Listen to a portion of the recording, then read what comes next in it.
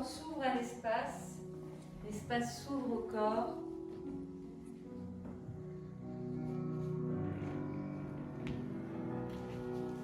La respiration habite l'espace, l'espace habite la respiration.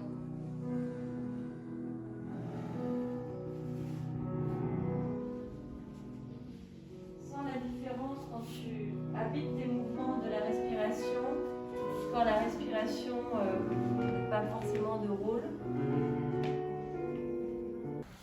Jour 1, corps-espace, corps-maison, relation à son propre corps. Voilà, on a commencé, je me suis dit, ils sont jeunes, ils ont peut-être besoin de parler avant de rentrer dans le corps, dans des positions corporelles.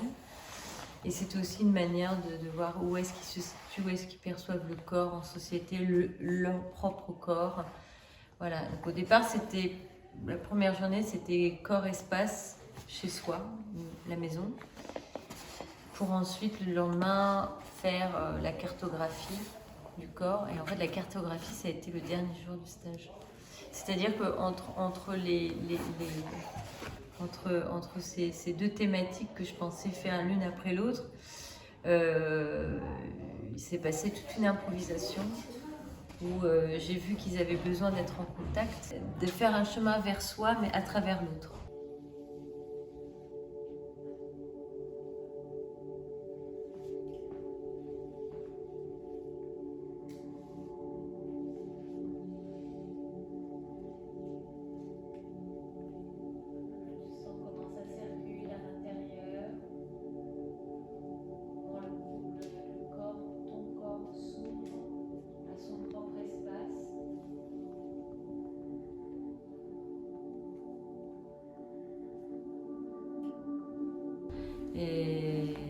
Et le dernier jour, on l'a consacré à aller seul voir ce qui se passe à l'intérieur.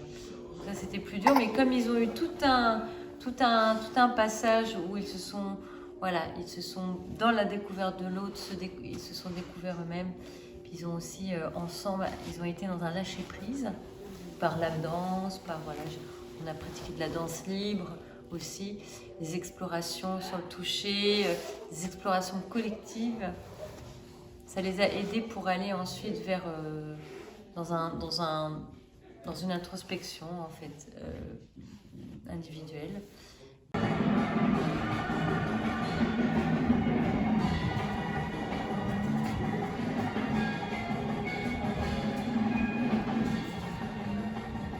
casse les tabous, on casse la norme, on casse le jugement aussi, on arrête de juger. Je pense que les gens qui se refusent à ce travail-là, c'est des personnes qui n'ont pas dépassé le jugement en fait. C'est sentir en fait, sentir. Pour moi, sentir, c'est s'ouvrir à l'espace autre que soi aussi. Ce que je leur disais, voilà, le corps en fait, c'est un canal, c'est un médiateur du vivant en fait, mais c'est pas le but. Le but c'est sentir, c'est être dans un élan de vie. C'était un travail profond pour eux d'aller voir à l'intérieur et que pour certains parfois il y a des cicatrices ou il y a des endroits qui font un peu mal. Donc voilà, j'étais très heureuse de pouvoir les soutenir et que la conscience corporelle finalement c'est pas juste une histoire de corporel, mais c'est une globalité quoi. On touche à l'émotion, on touche à l'histoire de la personne, on touche à son identité. C'est beaucoup plus global que le corps, c'est l'endroit où on travaille.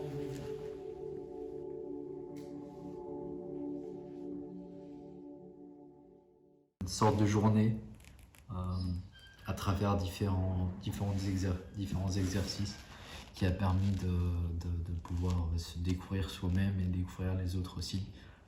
Quelque chose de hyper beau, hyper intense, voilà, une épopée. On a recherché, on a réfléchi, on a touché, on a senti. C'était vraiment une vraie exploration de soi, des autres. Et j'avais jamais ressenti, il y avait une sensation que j'avais même jamais ressentie ça faisait vraiment du bien un peu s'éloigner de tout ça, tout oublier et juste se concentrer sur un truc et juste vivre le truc à 100%. Découvert plein de trucs géniaux que je ne savais pas qui étaient possibles, avec mon corps, avec les autres, avec l'écoute, avec... ouais, c'était super intense. Ce que j'ai dit, c'est que c'était une très grande expérience et une des plus belles expériences, même si du coup je suis très jeune, donc c'est logique aussi. Enfin, non, vraiment juste une des plus belles expériences. Bah, c'est rare d'être dans une situation où on rencontre des personnes pour la première fois et il y a une aussi grande puissance, comme tu disais, Alexia. C'est vraiment le mot, quoi. Il y a eu une puissance entre nous. Et ça, en fait, je sais pas si c'est rare, mais moi, j'ai pas été beaucoup confrontée à ça avec les inconnus.